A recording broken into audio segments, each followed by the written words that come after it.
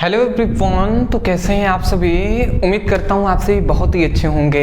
तो आज के इस वीडियो में हम पढ़ने वाले हैं क्लास 11th फिजिक्स का तीसरा चैप्टर जो है सरल रेखा में गति। इस चैप्टर का ये छठा वीडियो है। आज के इस वीडियो में हम बहुत ही इंपॉर्टेंट टॉपिक पर डिस्कस करेंगे जो है आपेक्षीय वेग। तो आपेक्षीय वेग क्या होता है, तो इन सभी पर पूरा हम डिटेल में इस टॉपिक पे एक्सप्लेन करने वाले हैं। मैं कह सकता हूँ बहुत ही इंपॉर्टेंट टॉपिक है। इस पर आपके बोर्ड एग्जाम में तो क्वेश्चन मतलब इस पर आपके एग्जाम में तो क्वेश्चन आएंगे ही, प्लस याद रखेंगे कॉम्पिटिटिव एग्जाम के लिए बहुत ज़्यादा इंपॉर्टेंट है। वो कैसे, किस प्रकार इस पर क्वेश्चन पूछे जाते हैं, वो सब हम डिस्कस करेंगे। चलिए हम आगे बढ़ते हैं जी। सबसे पहले हम जानेंगे कि आपेक्षीय वेग कहते किसे हैं। तो देखिए, आपेक्षीय वेग का हमने परिभाषा लिखा है, जब किसी एक पिंड के सापेक्ष दूसरे पिंड का वेग आपेक्षीय वेग कहलाता है। समझते हैं जी कि इसका मतलब क्या है। सपोज डेट ये मान लेते हैं, हाँ चलिए मान लेते हैं ये एक वस्तु है जो है ए, ठीक है, और यहाँ पे एक और वस्तु है जो है वी, ठीक है जी। दो वस्तु ए और वी है। मान लेते हैं इसका वेग है भी ए, इसका वेग है मान लेते हैं भी बी। इतनी बात समझ गए। मान लेते हैं दो वस्तु ए वो बी है, ए का वेग भी ए, बी का वेग भी बी है। तो अगर हमें ए का आपेक्षीय वेग ज्ञात करना है तो हमें एक वस्तु, किसी भी वस्तु का यदि हमें वेग ज्ञात करना है तो दूसरे वस्तु को हमें स्थिर मानना होता है, उसको स्टेबल स्थायित्व मानना होता है, ठीक है ना। तो उसको रेस्ट मानेंगे तब जाकर होगा। तो मान लेते हैं हमें ए का आपेक्षीय वेग ज्ञात करना है, तो जो बी वस्तु है तो बी को हम स्थिर कर देंगे, ठीक है। बी वस्तु है, बी को हम स्थिर कर देते हैं। तो जैसे ही हम स्थिर किए तो अब हम ए का आपेक्षीय वेग ज्ञात कर पाएंगे। तो जैसे हम बी का स्थिर करते हैं तो जब हम स्थिर करेंगे तो इसको हम कहेंगे सापेक्ष, बी को हम क्या पढ़ेंगे, सापेक्ष कहेंगे, ठीक है। तो हम यही कह रहे थे कि यदि हमें ए का मान ज्ञात करना है, ए का आपेक्षीय वेग, तो हम कहेंगे कि बी के सापेक्ष, मतलब जब किसी एक पिंड के सापेक्ष दूसरे पिंड का जो वेग होता है, दूसरे पिंड का जो वेग होता है, यही वेग क्या कहलाता है, यही वेग क्या कहलाता है, आपेक्षीय वेग कहलाता है। समझ रहे हैं। ए पिंड के मतलब जब किसी एक पिंड, मान लेते हैं बी है, तो बी के सापेक्ष जो ए का वेग होगा ना, वही आपेक्षीय वेग कहलाएगा। तो हम यही परिभाषा कह रहे हैं कि किसी एक पिंड के सापेक्ष दूसरे पिंड का वेग आपेक्षीय वेग कहलाएगा। तो मैं आशा करता हूं आप समझ गए होंगे परिभाषा कि जब किसी एक पिंड के सापेक्ष दूसरे पिंड का वेग आपेक्षीय वेग कहलाता है, वही हमने परिभाषा यहाँ पे लिखा है। तो अगर हमें ए का आपेक्षीय वेग पता चल गया तो देखिए इसका फॉर्मूला क्या होगा। ए का आपेक्षीय वेग का फॉर्मूला होता है, ये आप याद रखेंगे, भी ए बी इक्वल टू भी ए माइनस भी बी। ये इसका क्या होता है, आपेक्षीय, ए के आपेक्षीय वेग का फॉर्मूला।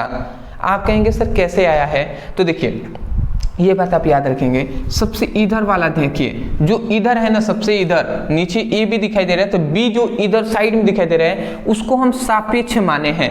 तो सापेक्ष वाले को कभी भी इधर मानेंगे। तो हम यही कह रहे हैं कि बी के सापेक्ष ए का वेग जो भी के पास में होगा उसी का वेग ज्ञात हो रहा है। तो भी के पास क्या है, ए है, तो ए का वेग ज्ञात हो रहा है। तो वही कह रहे हैं कि बी के सापेक्ष ए का वेग जो है वो क्या हो जाएगा, भी ए माइनस भी बी हो जाएगा।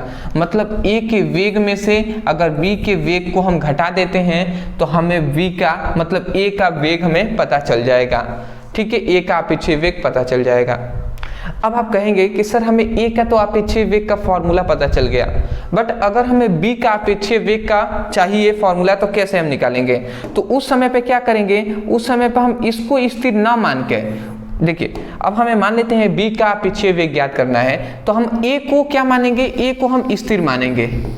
किसको, ए को हम स्थिर मानेंगे।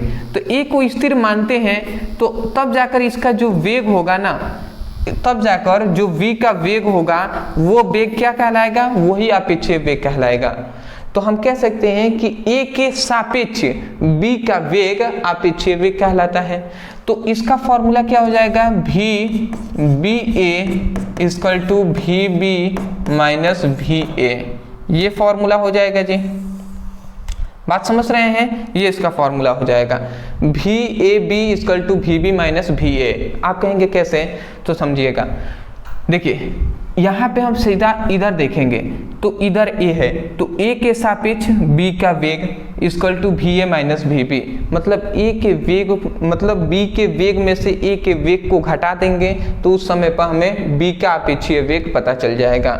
तो मैं आशा करता हूँ आप समझ गए होंगे। तो ये दोनों फॉर्मूले आप याद रखेंगे।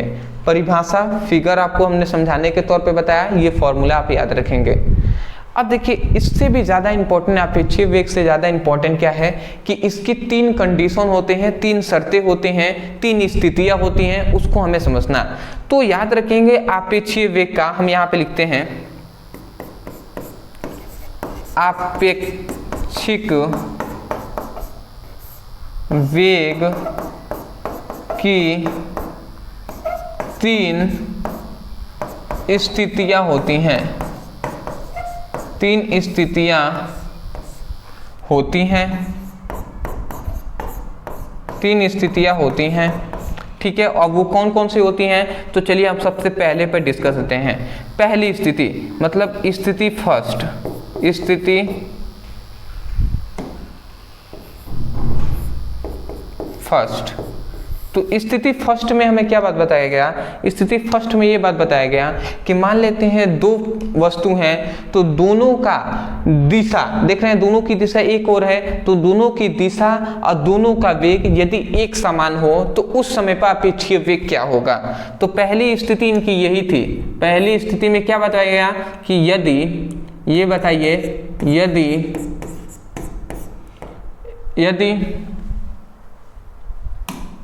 यदि 2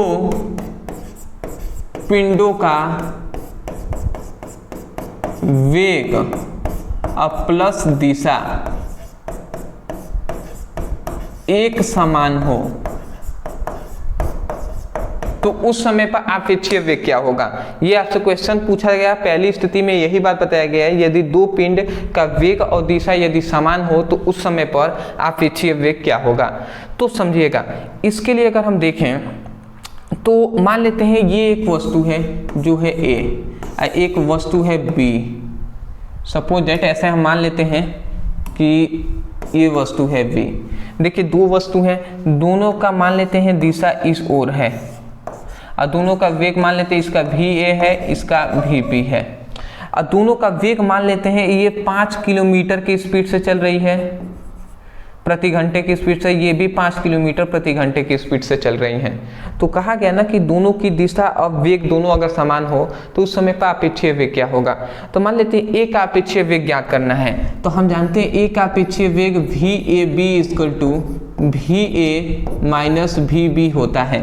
एक अपेक्षीय वेग का फॉर्मूला में पता है ना, VAB equal to VA minus VB।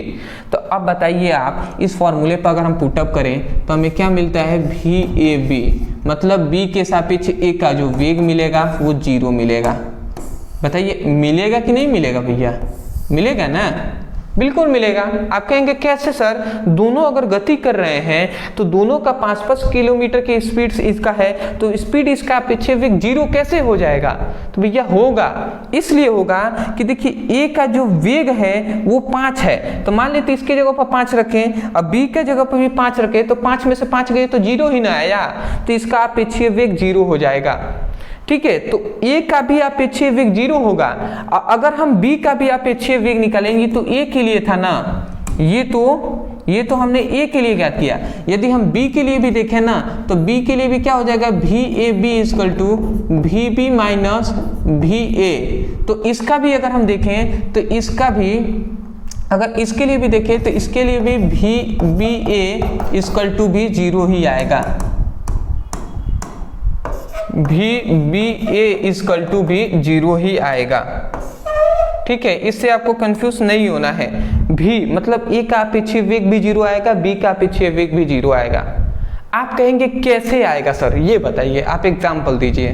ठीक है, ऐसे बहुत सारे ऐसे स्टूडेंट हैं जो ऐसे कहते रहते हैं, कमेंट में भी कहते हैं सर अपने एग्जाम्पल नहीं बताया। तो सुनिए एग्जाम्पल ये है कि मान लेते हैं दो ट्रेन है, ठीक है, इसको आप मान लेते हैं ये दो ट्रेन है, दोनों अगर 5-5 किलोमीटर की स्पीड से चल रही हैं दोनों, तो अगर ए में कोई व्यक्ति यहाँ पे बैठा हुआ है या बी में कोई व्यक्ति यहाँ पे बैठा हुआ है, तो ये जो व्यक्ति है यदि वो बी को देखता है तो बी को लगेगा कि ये स्थिर है। मतलब इन दोनों अगर आपस में एक दूसरे को देखते हैं तो इनको पता ही नहीं चलेगा कि ट्रेन चल रही है या नहीं चल रही है। क्यों? क्योंकि दोनों का स्पीड 5-5 है और दिशा भी एक ही है, ठीक है, तो उस समय पे वेग 0 होगा, इसलिए इनको पता ही नहीं चलेगा। बात समझ रहे हैं? तो यही बात है, तो याद रखेंगे पहली स्थिति से हमें ये पता चला। आते हैं अब हम अपने दूसरे स्थिति पर।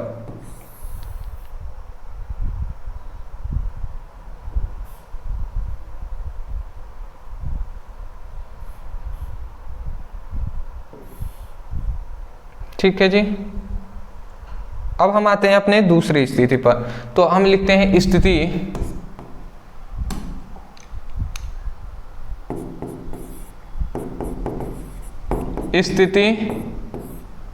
सेकंड। तो स्थिति सेकंड में हमें क्या बात बताया गया? स्थिति सेकंड में हमें ये बात बताया गया कि यदि दो पिंड हैं, तो यदि दो पिंडों का वेग तो एक समान हो, मतलब दिशा तो एक समान हो, बट ए का वेग अधिक है बी के वेग से। मतलब यदि ए व बी के दिशा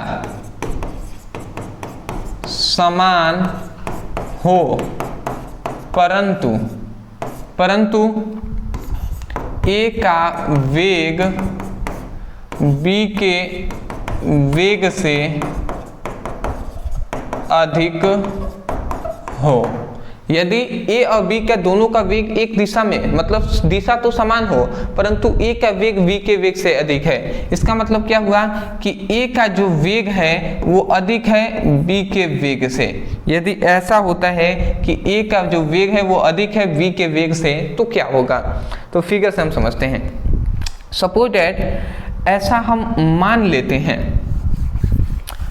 कि मान लेते हैं ये एक वस्तु है जो है ए, और यहाँ पे एक वस्तु है जो है बी, ठीक है, आप समझिएगा, ये ए वस्तु ये बी वस्तु।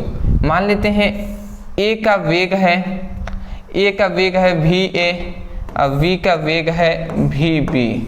देख रहे हैं दोनों की दिशा एक ओर है, बट ये जो ए है ना, ये मान लेते हैं 30 किलोमीटर प्रति घंटे की स्पीड से चल रहा है, और जो बी है वो 10 किलोमीटर प्रति घंटे की स्पीड से चल रहा है। तो देखिए क्या होगा उस समय पर, यदि हम ए का वेग निकालें, उस समय पर यदि ए का यदि हम आपेक्षीय वेग निकालते हैं, बी के सापेक्ष बी को स्थिर मानेंगे, तो बी के सापेक्ष ए का जो वेग होगा वो भी ए बी इक्वल टू भी ए माइनस भी बी होगा, यही ना होगा जी। तो इस समय पर अगर हम देखें तो b का जो वेग होगा भी ए इक्वल टू, देखिए a का वेग है 30, तो 30 में से अगर 10 चला गया तो 20 आया ना। तो 20 बताइए धनात्मक है कि ऋणात्मक? धनात्मक में है, तो इसका मतलब a का जो वेग आया है, a का आपेक्षीय वेग आया है वो कैसा आया है? धनात्मक आया है, ठीक है, वो कैसा आया है? धनात्मक आया है। तो ये धनात्मक आपको याद रखना है, ठीक है, ये आपको याद नहीं रखना है, ये आपको ये याद नहीं रखना है कि ये याद नहीं रखना है। यहाँ पे ये 30 और 10 से हमने लिखा हुआ है, ये आपको केवल एग्जाम्पल के तौर पे बताया गया है। केवल आपको अगर एग्जाम्पल में कह दिया जाए कि यदि ए और बी की दिशा, देखिए कॉम्पिटिटिव एग्जाम में क्वेश्चन कैसे पूछता है, कह देगा कि यदि ए और बी की दिशा, यदि दो पिंड ए व बी हैं तथा ए और बी की दिशा समान हो, परंतु ए का वेग बी के वेग से अधिक हो, तो उस समय पर आपेक्षीय वेग क्या मान होगा? धनात्मक, ऋणात्मक, शून्य या कोई नहीं, इस प्रकार आपसे कहेगा। तो ये बताइए, तब हमें पता क्या चला कि हम जान गए कि यदि ए का वेग v के वेग से अधिक है तो उस समय पर आपेक्षीय वेग, ए का जो आपेक्षीय वेग होगा वो धनात्मक होगा। तो इस प्रकार क्वेश्चन पूछ लिया जाता है। तो याद रखेंगे इसमें एक ओवरटेक पे क्वेश्चन पूछा जाता है। तो याद रखेंगे यदि ए का वेग अधिक है तो ये ए वाला ना इस बी वाले को एक बार ओवरटेक करेगा। ओवरटेक का मतलब ये ए जो पिंड है ये बी पिंड से एक बार आगे निकल जाएगा। एक बार आगे निकला, इससे पार किया, उसके बाद इसकी स्पीड अधिक है तो ये तो आगे ही निकल जाएगा, उसके बाद इससे कहाँ मुलाकात होने वाला, समझ रहे हैं ना। तो ये बात है। दूसरी स्थिति समझ गए, स्क्रीनशॉट ले लीजिए। तीसरी स्थिति भी हम समझ लेते हैं, ले लिए होंगे। चलिए स्थिति सेकेंड, स्थिति अब हम थर्ड देख लेते हैं।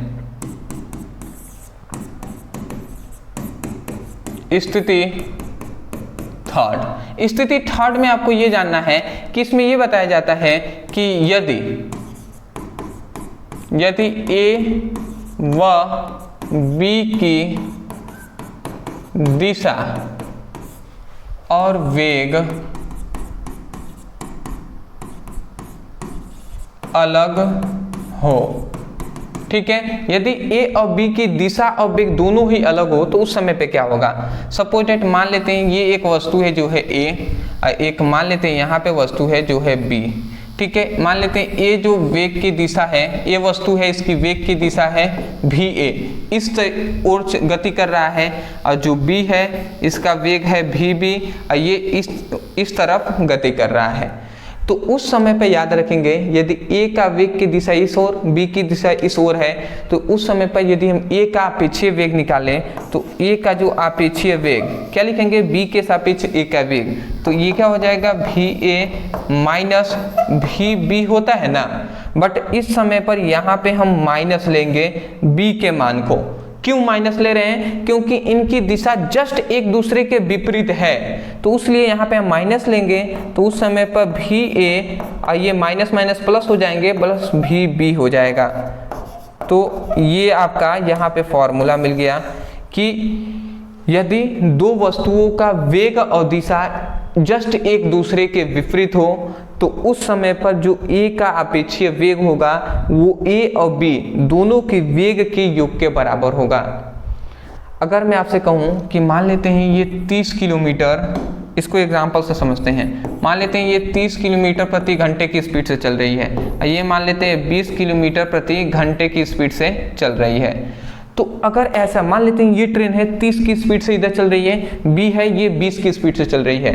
मान लेते हैं सपोज डेट आप इसमें बैठे हुए हैं, इसमें कोई व्यक्ति बैठा हुआ है, इसमें कोई व्यक्ति बैठा हुआ है। मान लेते हैं आप इसमें ही बैठे हुए हैं, मान लेते हैं आपने इसमें बैठे हुए हैं।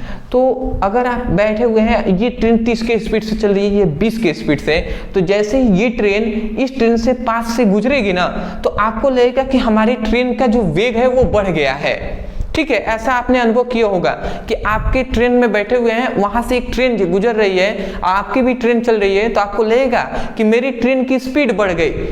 क्यों स्पीड ऐसा लगा बढ़ गई, क्योंकि जब ये 30 है और 30 और 20, देखिए ए का जो वेग है भी का वेग है 30, तो 30 कर दिया और माइनस, फिर से माइनस, बी का वेग कितना है 20 है, तो 20, तो ये देखिए 30 और प्लस ये हो जाएगा 20 इक्वल टू 50। तो ये 50 हुआ है ना, इसका मतलब हमें लगेगा दोनों का स्पीड आपस में ऐड हो जाता है दोनों ट्रेनों का, तो इसीलिए हमें लगता है कि हमारी ट्रेन की स्पीड बढ़ गई। और जैसे ही वो ट्रेन चली गई तो हमें लगता है ट्रेन की स्पीड तो वही थी, ठीक है। तो ये दोनों का वेग आपस में ऐड हो जाता है। तो ये केवल समझने वाली टॉपिक हैं, क्योंकि इस पर कॉम्पिटिटिव एग्जाम में खासकर टॉपिक पूछे जाते हैं, इस पर क्वेश्चन पूछे जाते हैं। तो बात समझ में आ गया कि यदि ए और बी की दिशा और वेग दोनों अलग अलग हों तो उस समय पर ए का जो आपेक्षीय वेग होगा वो दोनों वेगों के योग के बराबर होता है, या बी का जो आपेक्षीय वेग होगा वो भी दोनों के वेग के बराबर, दोनों के वेग के योग के बराबर होता है। तो मैं आशा करता हूं दोस्तों कि जो आपेक्षीय वेग है ये आपको आसानी तरीके से समझ में आ गया होगा।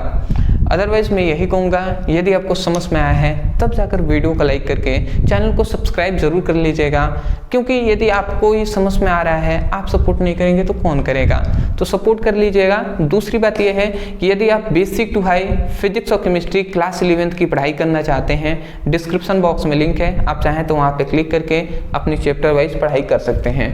कोई टॉपिक है जो आपको समझ में नहीं आता तो इस प्रकार सर्च करेंगे तो मिल जाएगा यूट्यूब पर। जैसे मान लेते हैं अपेक्षीय वेग समझ में नहीं आ रहा है, आप यूट्यूब पे लिखिए अपेक्षीय वेग ब्रदर सर, इस तरीके से कोई भी टॉपिक सर्च करेंगे आपको यूट्यूब पे मिल जाएंगे, तो इस तरीके से भी अपनी पढ़ाई कर सकते हैं। तो चलिए दोस्तों, आज के लिए इतना ही, मिलते एक नए टॉपिक के साथ, तब तक के लिए धन्यवाद।